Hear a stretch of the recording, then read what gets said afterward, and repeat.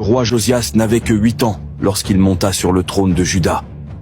As-tu déjà entendu l'histoire d'un enfant de 8 ans qui a réussi là où des rois adultes avaient échoué?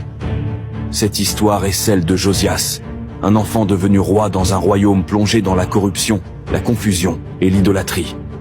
Et pourtant, malgré son jeune âge, il fit un choix qui bouleversa tout un peuple. Il décida de chercher Dieu de tout son cœur. Un jour, alors qu'on restaurait le temple abandonné et oublié depuis des années, les prêtres mirent la main sur un ancien rouleau poussiéreux, le livre de la loi du Seigneur. Quand on le lut devant Josias, chaque mot transperça son cœur comme une lumière dans l'obscurité.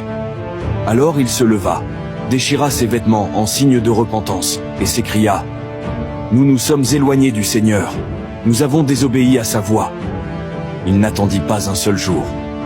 Josias ordonna que tout le peuple écoute à nouveau la parole de Dieu, et devant la nation entière, il renouvela l'alliance avec le Dieu vivant. Et à partir de ce moment, un réveil spirituel éclata. Les idoles furent renversées, les autels détruits, les faux dieux oubliés.